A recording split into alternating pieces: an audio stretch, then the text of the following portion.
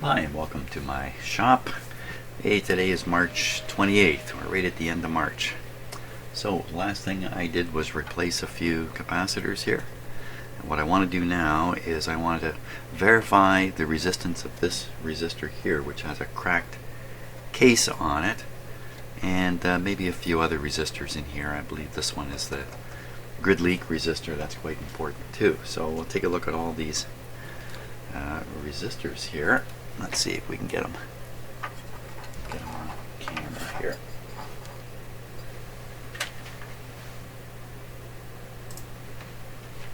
Okay, so now that's the resistor there that I'm interested in. Just bear with me a second here and I'll get it focused so we can get a better look at it. The case on it is cracked, but how important is that really? So you can see the seam right along the capacitor is kind of cracked open. It's uniform all the way along its length. So you know, if this resistor has failed from some kind of hotspot development in it, you would see the spot on the resistor. I don't see anything. It doesn't look like it's overheated. You know, it just looks like maybe the plastic material in it has shrunk and cracked along the seam. So we're gonna have to measure this one. I have to find it on the schematic too. So if you look, the bottom of it connects to the terminal there. See those two terminals? Those are the phono inputs. So this resistor connects to one of those phono inputs, and then it connects to another resistor.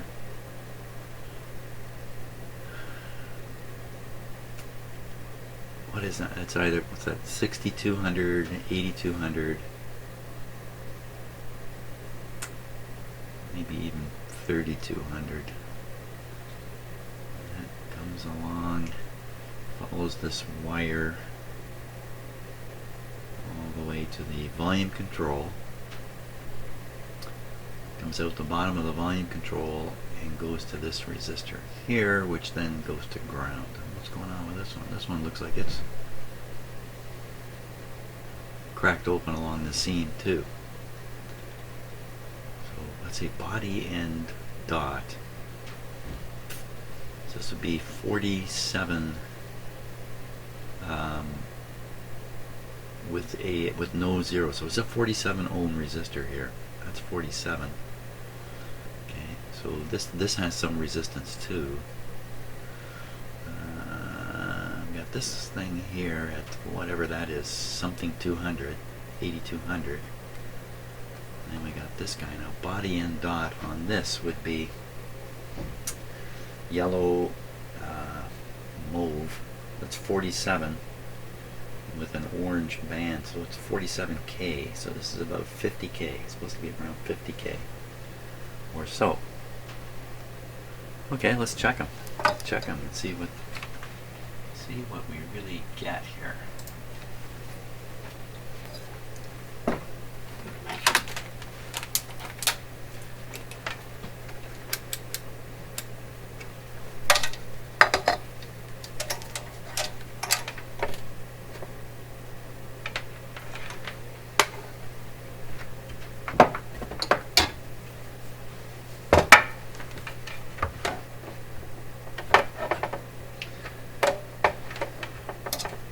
Sometimes the simplest thing difficult on video. Like that, eh? Come on. Oh my gosh. Good enough. Good enough. Good enough. Okay. So this should be 50K. 50K on a 20K scale. That's not going to work. 50K on a 200. Okay. 50K. Okay. 50. Look at that. So it is what it says it is. So that cracked case is really just the outside of just this plastic covering, if you like, over the resistor, which I'm pretty sure is a carbon rod. Okay, we'll try the next one. This one's the 82 or 62 or whatever it is.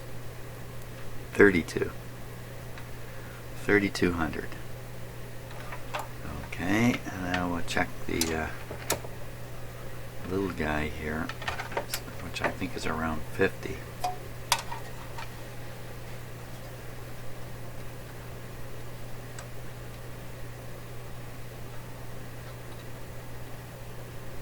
Yeah, 50.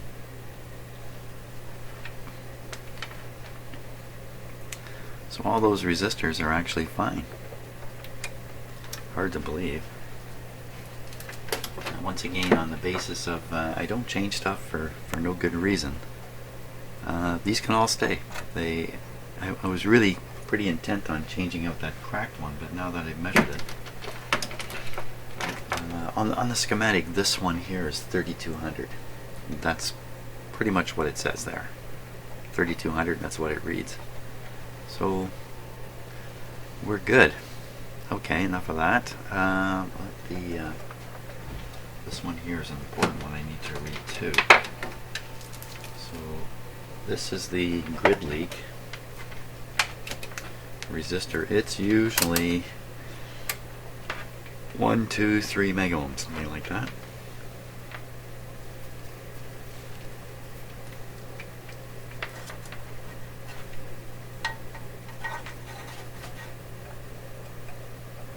I'm doing this in circuit.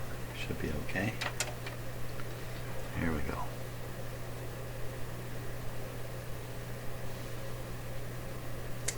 So that's 1.7 megohms.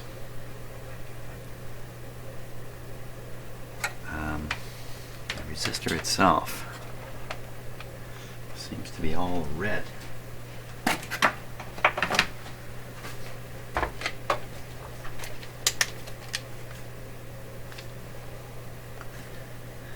Just seems to be red in its entirety.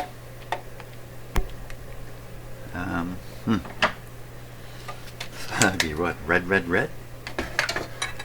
Is that possible? So red, red, red would be 22 with 2 zeros. That'd be only 2,200. There's no way. This is in the megohms for sure. So it seems to be fine. Radio sounds fine. I think we're good here. I think this is really showing that the situation is fine. We still have this adjustable rheostat back here. I have no instructions on what to do with this.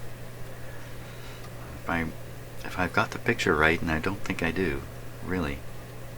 This is across the heater line for the detector tube, and the slider part simply goes to ground. There, I can see it right here.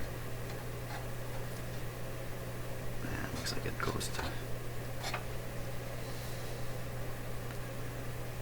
to hard to see if that's grounded. Well, see the other side of this. Yeah, the other side of this definitely grounded. This side's going to some heater, a heater.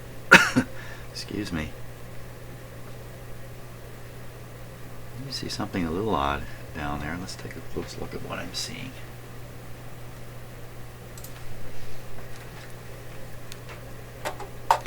Going like this.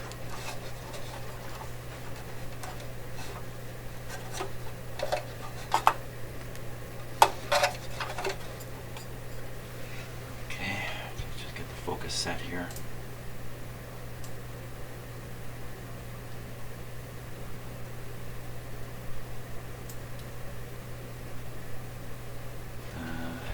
That's a little, so on the right side of the picture, right side of your screen. Why does it look like that?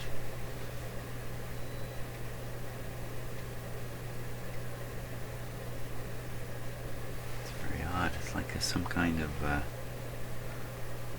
don't know what happened to it. So I'm looking at it with my eyes too.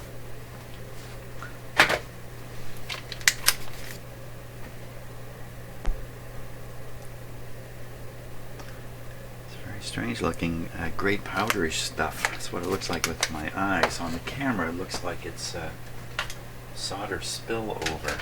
Let's poke at it a bit here. Let's see what we get.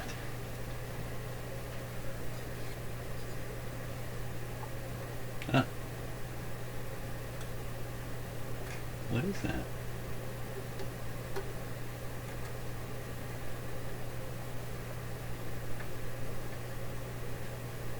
It's like a waxy material or something.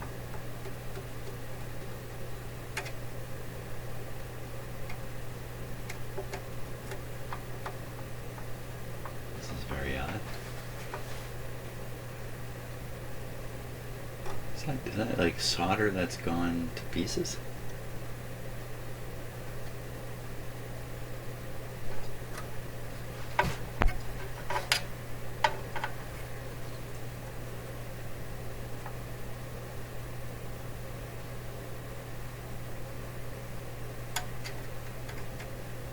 That's pretty weird. That's the only spot in this radio that's like this. And what is it anyway?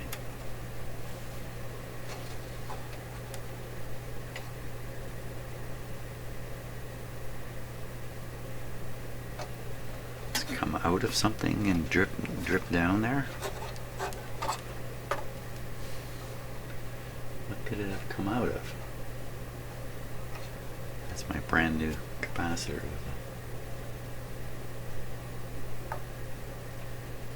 That's just a surface wrap. You see it right there. It's not cracked or anything. Well, I don't know if that stuff is important down there either. That's the only spot like that.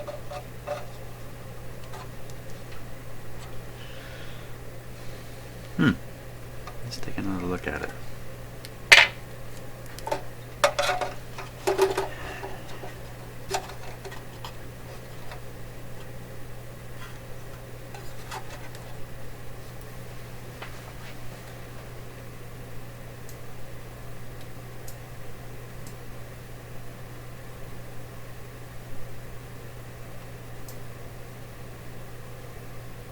I don't know, so I just hit that with my soldering iron and just melt it all up.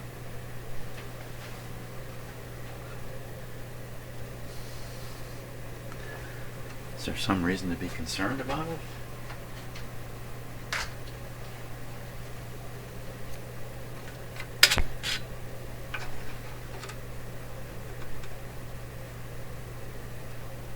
Everything seems to be soldered fine.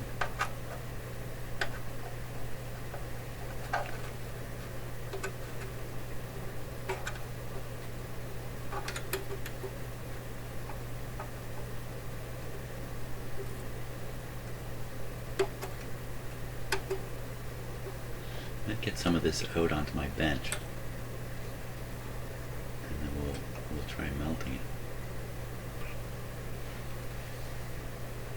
Oops, didn't quite make it out. Okay, you know, it looks fine. It's, I don't know, it's like putty. It's like a putty sort of material on there. That's really weird. I don't have any idea what to make of that. Putty in the radio. No idea. Again, I don't think it's significant. I don't think I'm going to worry about it. Just one of those mysteries. Let me get that little piece out of there. Okay, I got it this time. Okay, let's take a look at it.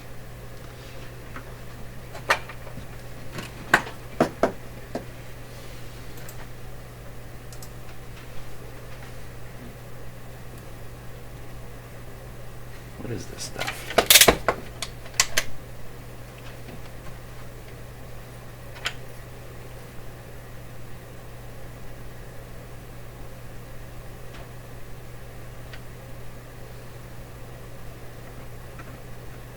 If this was solder, you know, it would be metal. It wouldn't be putty like this.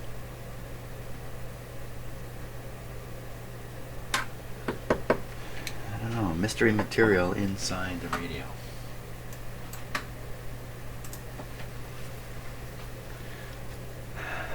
So I think we're good to. I think we're good for this. So what we need to do is get the power supply up here.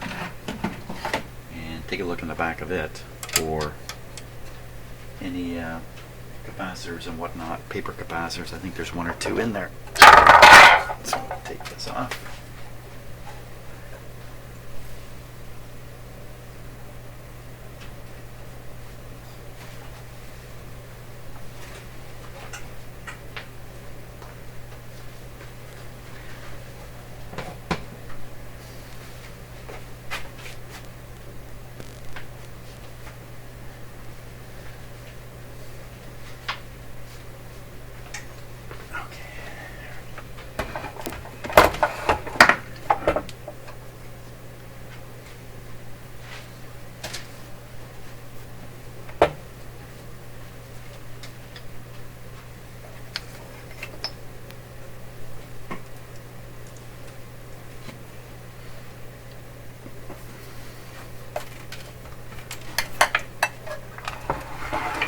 very heavy. Big blocks of copper in this thing.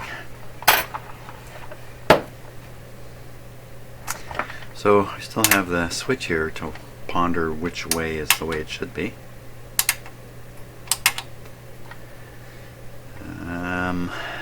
Let's see, there's not much else on the top here to be concerned about.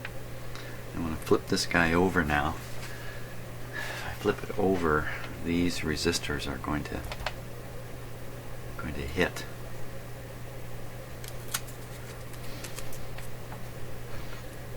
I can flip it on its back. It'll be up against here, and I can flip it this way. You know, this is the way to flip it, except for this cord. Screws here.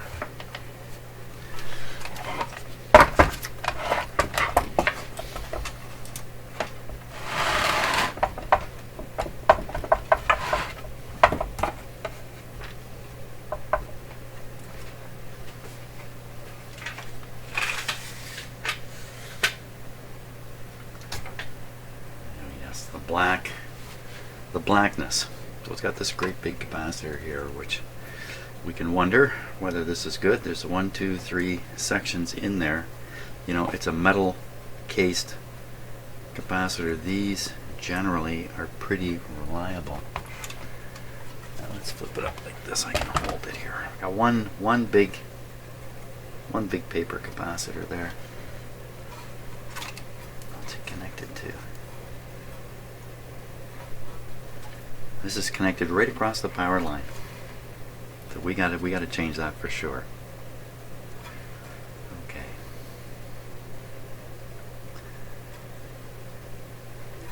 Put it this way. Wah.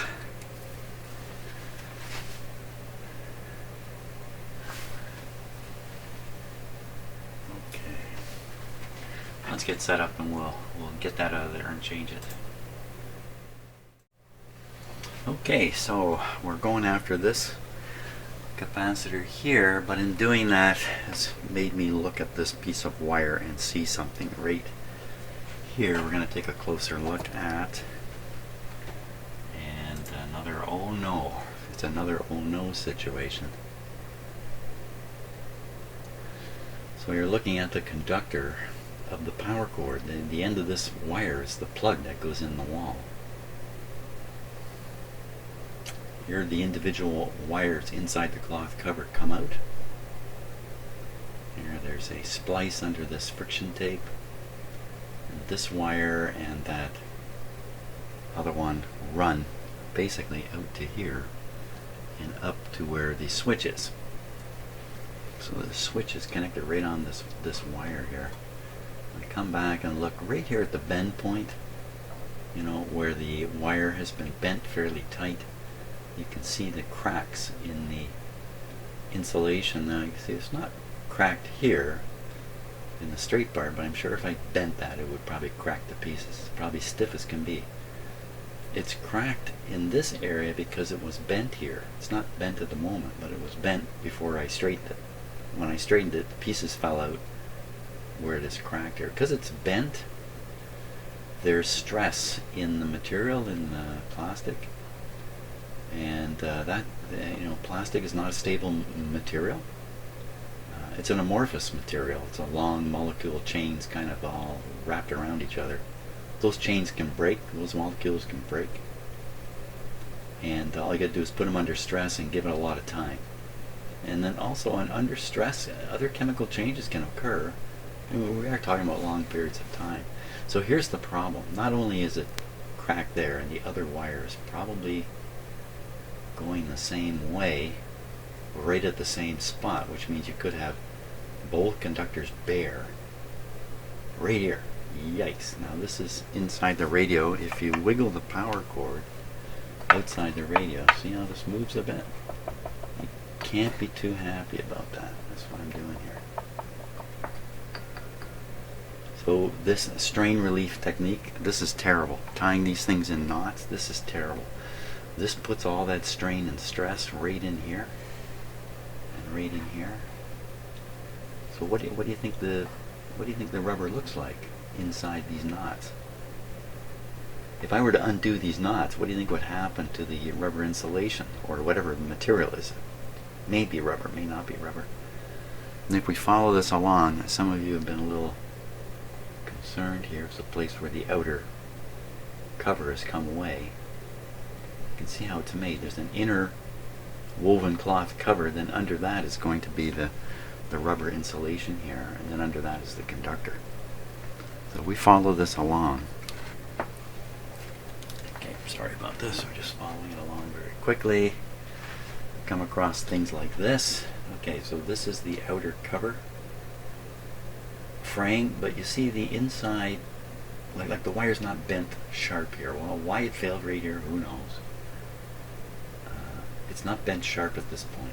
Let's keep looking. Here's another one here. Hang on, I'm tangled up here. Here's another one. Now this one is at a spot where the wire is bent, so what's under there? Is there a bare conductor under there? Look at this one. This is really bent here. So once the outer cover gives up the ghost, the mechanical strength of the overall cable fails, or gets weak. See, I'd say there's a bit of conductors. Just look at that. Conductor, look at that. You can see it right up at the dead center of the screen there. So this is a short circuit ready to happen. One of the commenters commented on this, and I have been certainly aware of it. Not quite so painfully aware like I am now. Again, more conductors visible right in there. Wow, so you can grab this. Ooh, is this plugged in? No. Grab this with your finger. Have my cat come by and give it a good lick. So here's another one not bent though. So see the outsides come off, but it's not bent, so there's no problem. Wow. Here's one here. This is weak in here. What is that? Is that more conductors, or is that that looks more like string? So often underneath the cover will be string fillers, because underneath this cover are two round conductors. Yet when you cover it, you get sort of a rectangular deal. There's some spaces under here. They can tend to put pieces of string in. Look in here. It's another chance to examine it for cracks. Yeah, see, it's cracking. Conductors, the rubber's cracking here in the bends. Maybe not so important up here. So this power cord is a danger. That's the bottom line. The way it is a danger. It's probably absolutely perfectly fine anywhere this outer covering is good. But anywhere where it's failed like this, there's a chance the wire has...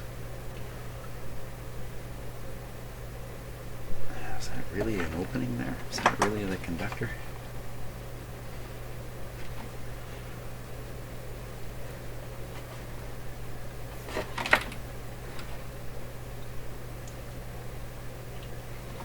Where'd it go? No. Now that's string or thread wrapped around the conductor, so that's not actual metal there. But how long? How long can it be, really?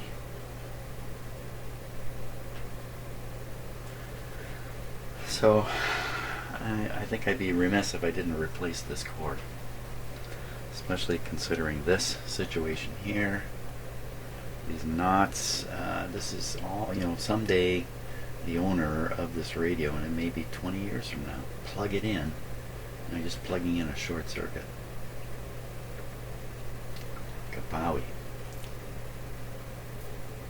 So I think I got to change the cord. That'll solve this problem here, because this is really impossible to really deal with in a rigorous way. I have to put slide covers over it. It's just not happening. Not happening.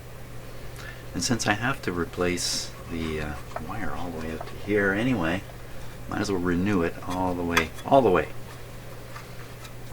So I got to get a new power cord, unfortunately, because this is the vintage cord. Looks right, but the cord I'm going to get is not going to look right. I got to do it. Okay, so I have a couple alternate cords, a 2-prong and a 3-prong cord. This only requires a 2-prong cord, but I think I'm going to install a 3-pronger. First we have to cut this away here.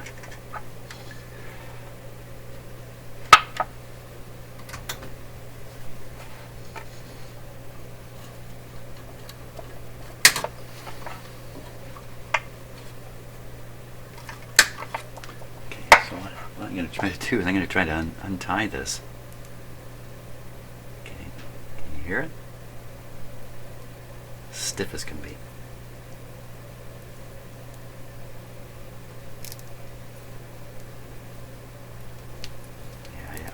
Yeah, I can hear it cracking all through there. It doesn't feel terrible, you know. You can certainly hear it cracking in there.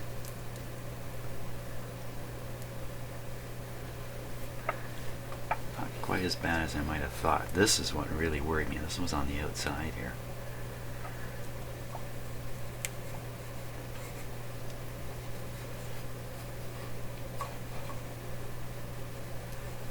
So we're not really going to be able to see, but eventually that's going to be a failure. This is a very common way to have electrical failures at spots like that. So too bad. Nice old cord, but I really can't leave it that way. A poor short, like a bad short and a cord like this, is a fire in the making. A solid short, then you're going to pop your fuse or your circuit breaker, and it won't be an issue in the end. Now, right up in here.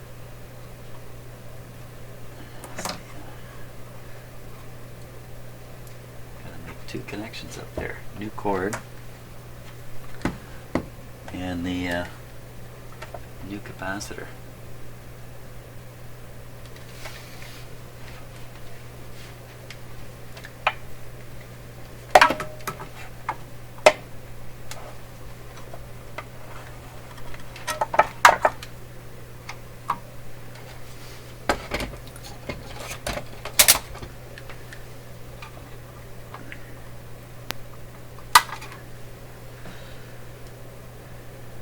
.1.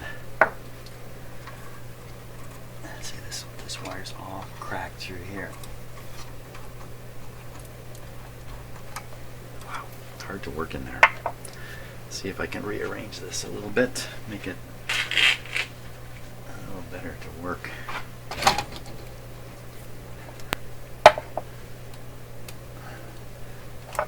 Now I can stand it right up here.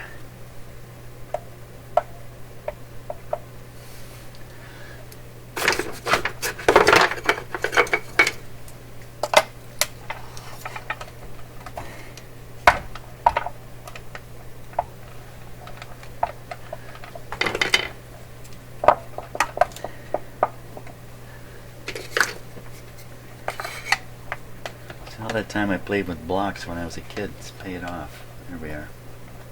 Okay, that's a little better.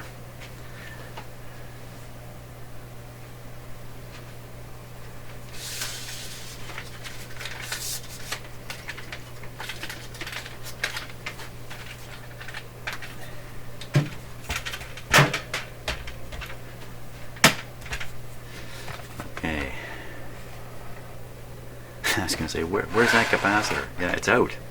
It was here. So there's the connection we're after.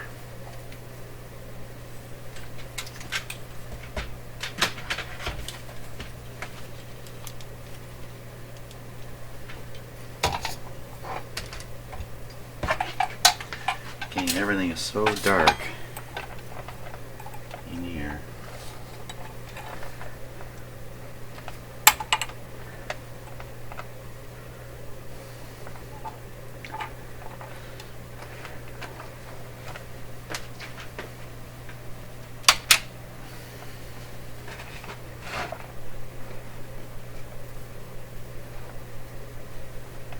So I'm going to try to unsolder that connection from down there.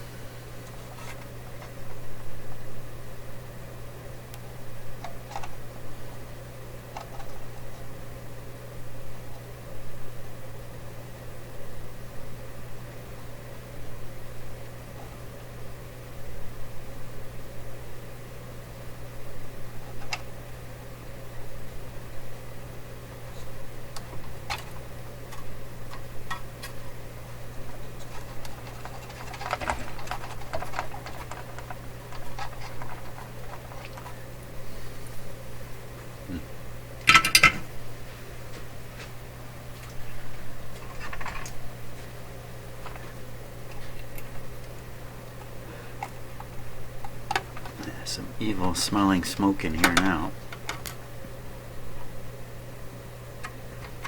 Okay, break the terminal off of whatever that is. So don't want that to happen. I'm just going to cut this off. You can see how badly cracked that wire actually is.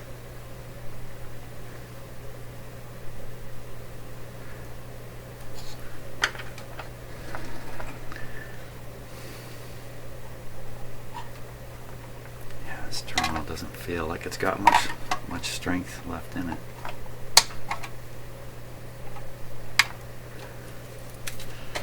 So that's where the new cord's going to go, and the new capacitor. Okay. New cord.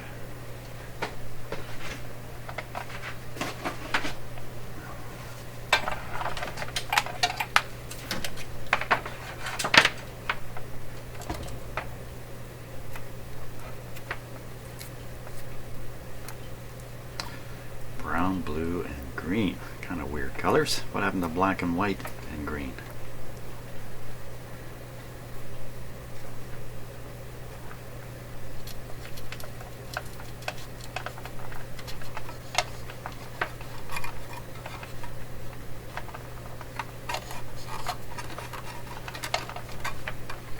I want to put this in and strain relieve it.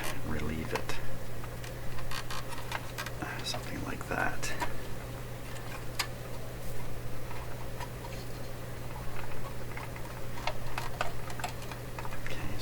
Put in the strain relief. I can always cut it away later. It's too much.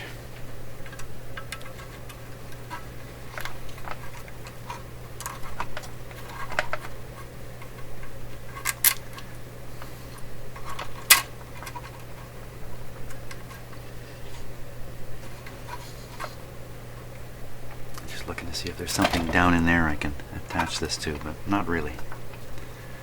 Fortunately, it's going to come out here. Let's do this. Make sure all that's on the outside is just a little band.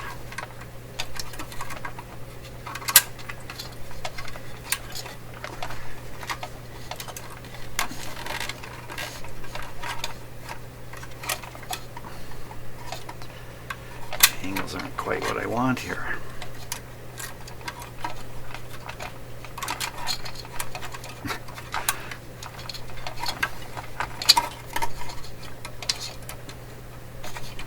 Papers.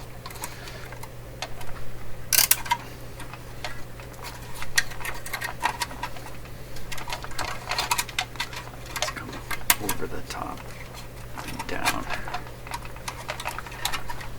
That.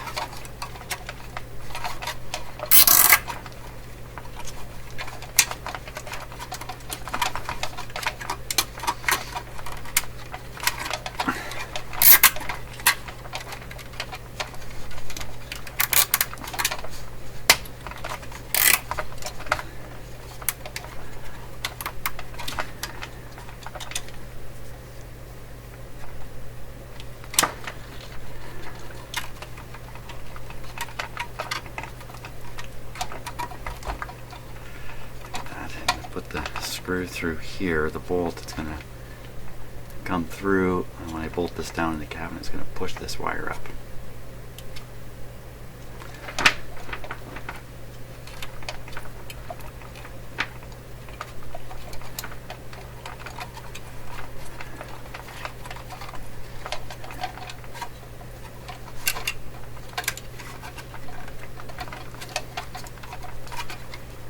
I think that's going to be okay like that.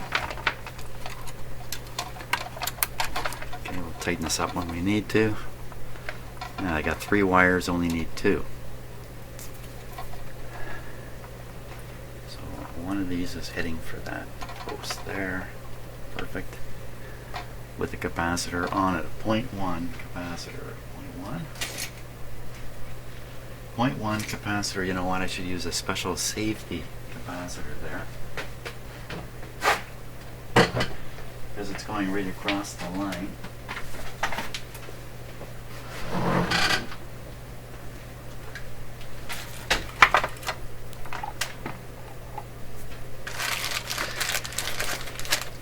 So this would be a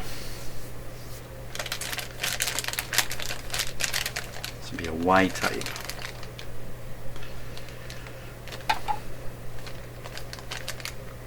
Ah, 0.25. That's a big one. Notice that. 0.1. Funny, 0.25 is smaller physically than the 0.1. How does that work?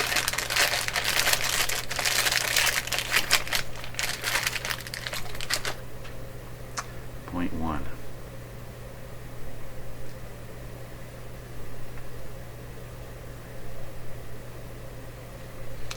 So that's supposed to go from the ground point here all the way over there. It's not long enough.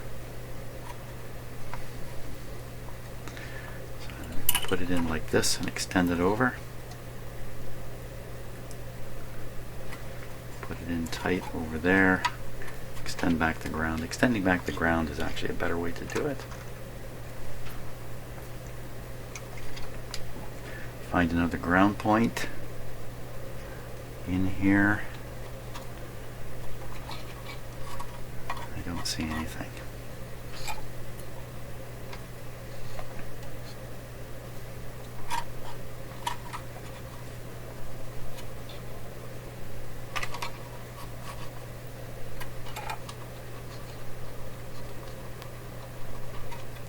This is the other switch wire here. I have to change back.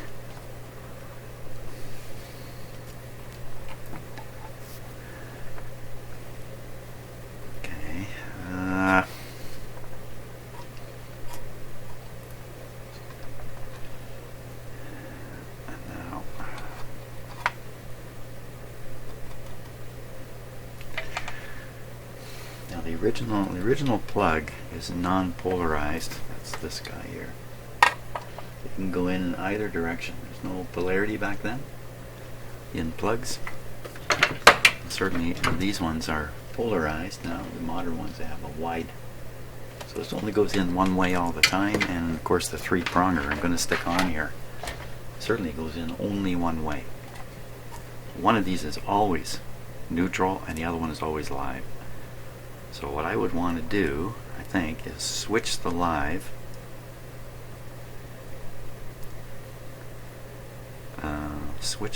one, and the other one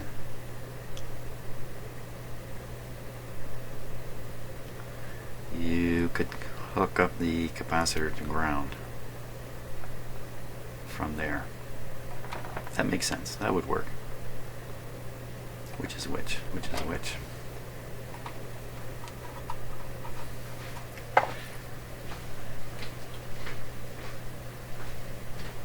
Okay, so the wide blade is the ground on here. The plug goes in like that. This is the ground. The neutral, not the ground, the neutral. Gotta be, you know, the terms here, dangerous. Ground, neutral, earth. We don't say earth much. Not here in North America.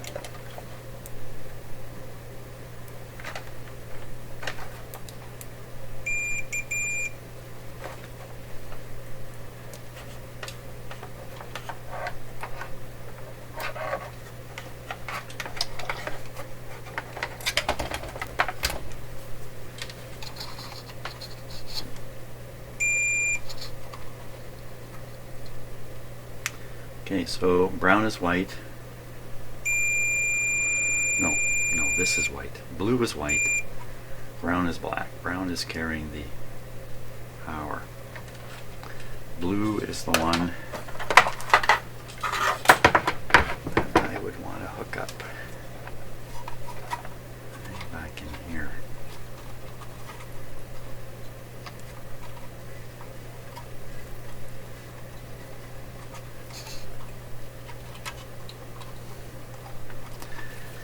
And at the same time, I want to hook this up. I got to put an extension on this.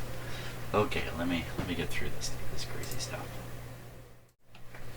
Okay, let's see if we can solder something here.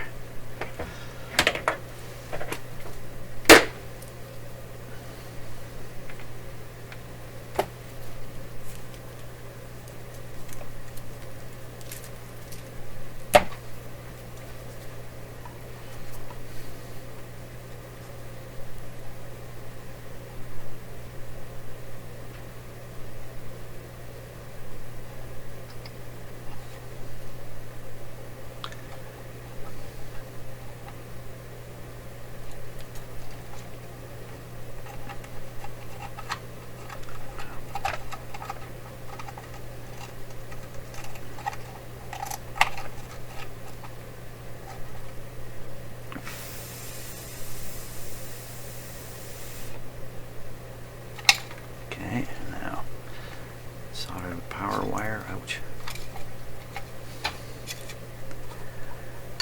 to the capacitor lead.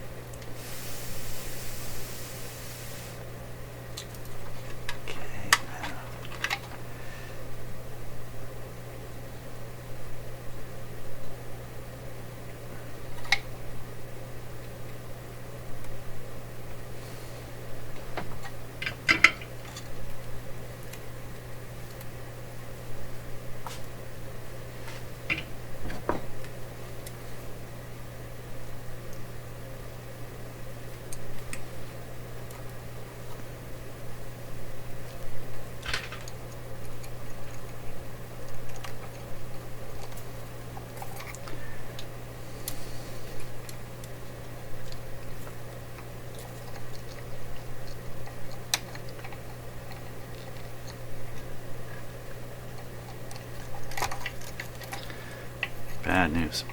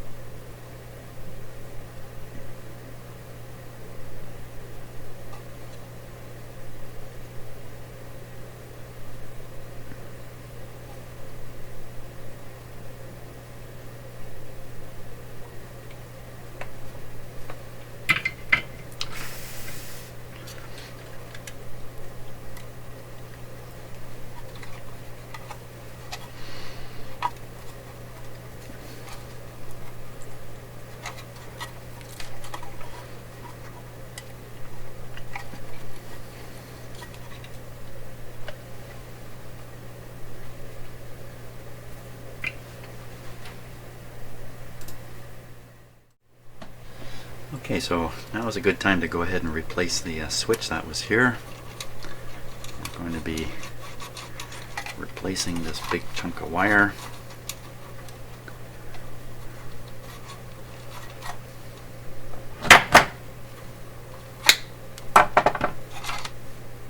That's out. We're also going to replace this one back to where it goes. We'll chase that down later. Okay, so that's out. Now it's a new switch. Obviously the leads aren't long enough, so I have to extend them. So I've found myself some good wire to do that with.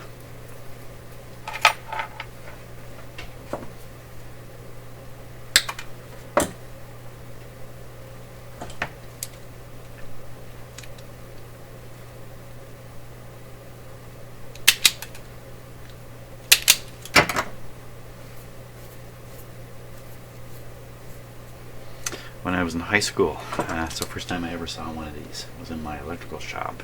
It didn't look quite like this. It was actually a much bigger, much more mechanically monstrous looking thing. And somehow, I don't know how, I managed to get my finger caught inside here somehow. And then to release the clamping on my finger, I'd have to squeeze this and bring the blades in and start stripping my finger.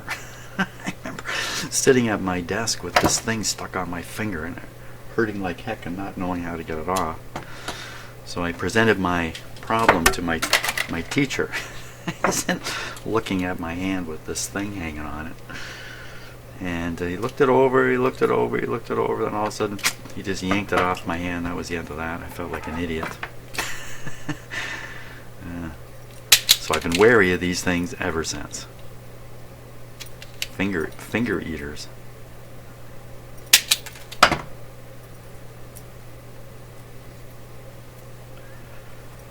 we are. Now I gotta put on a little bit of shrink sleeve here.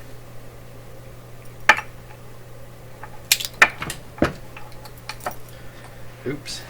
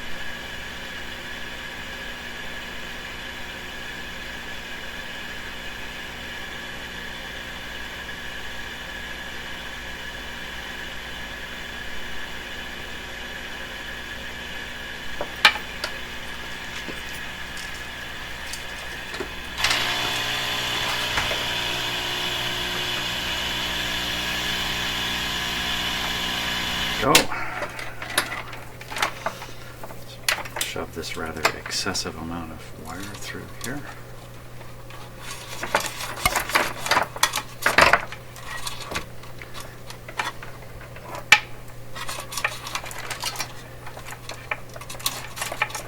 Okay, that's about how much we need.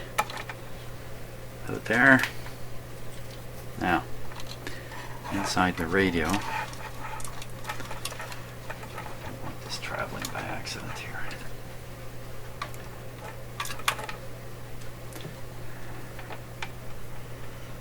So we're going to make one connection to the brown wire. And the other one has to go through the deck here.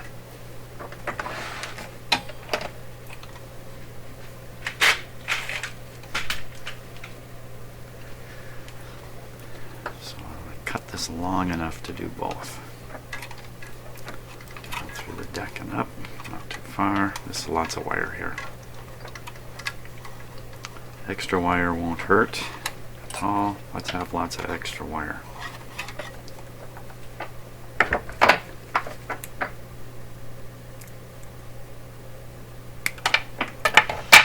Now, one of them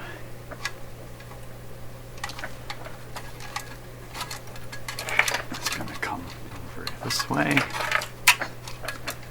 and the other one is heading through that hole down there.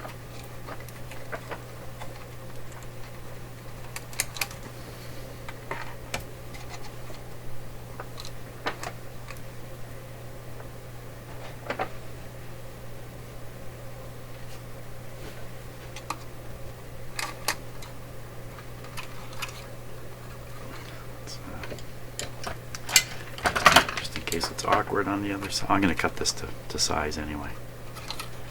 Probably down it goes. Where you come.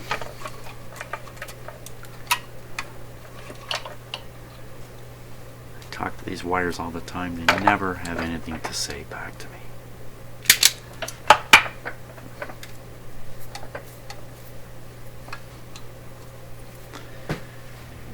Shrink sleeve for that.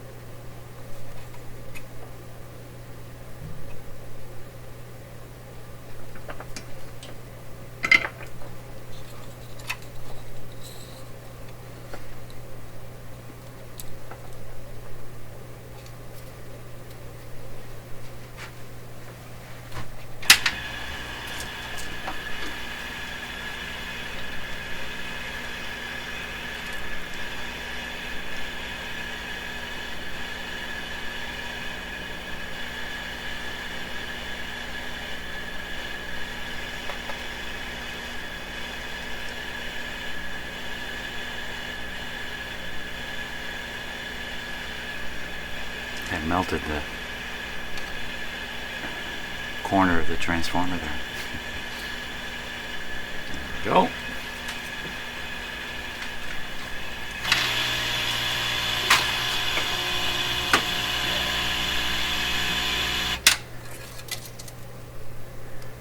So we don't know what to do exactly with this ground. I may do nothing with it at all.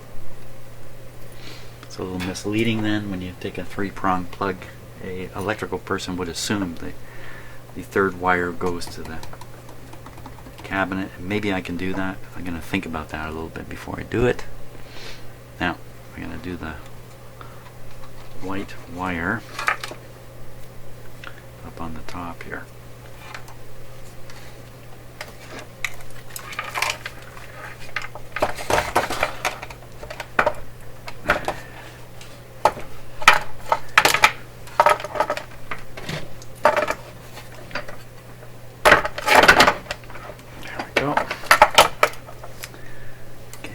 This wire here, where's it going?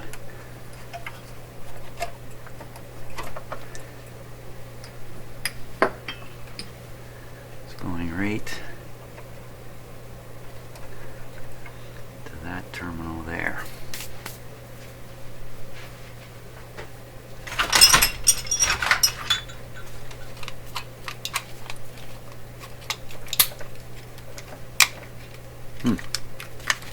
My little vacuum is giving up the ghost.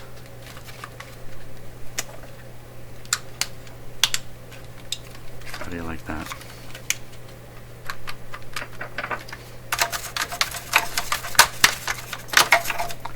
There we are. Okay. Now I got a bunch of wires kind of butted up against the terminal there. I don't want to bend these wires anywhere. Oh boy, right in there.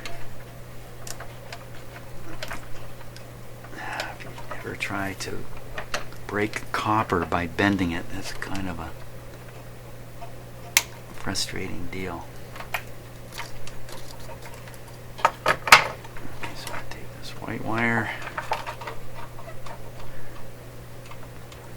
like that.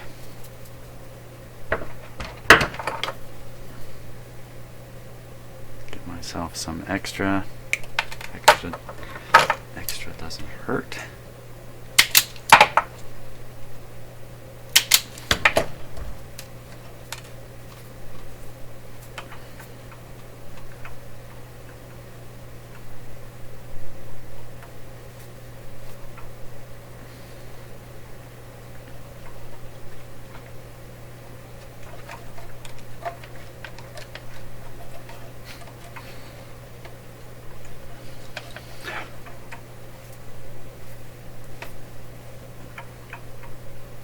Sometimes it's worth tinning these things ahead of time, and other times that just actually makes the situation more difficult.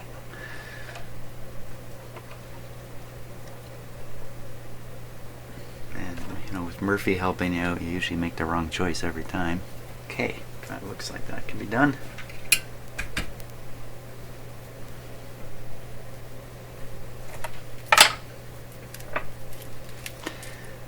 This radio came to me, the original complaint was the on-off switch doesn't work.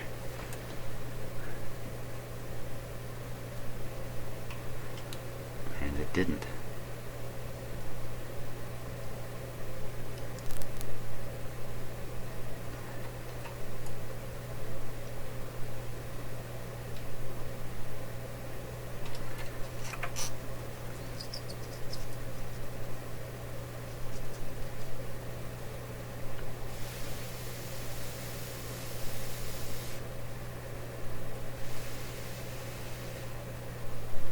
I'm blowing from a long ways away here. I don't think I'm having much effect.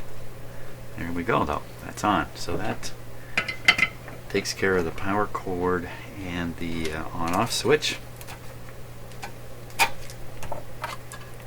Just currently in the on position.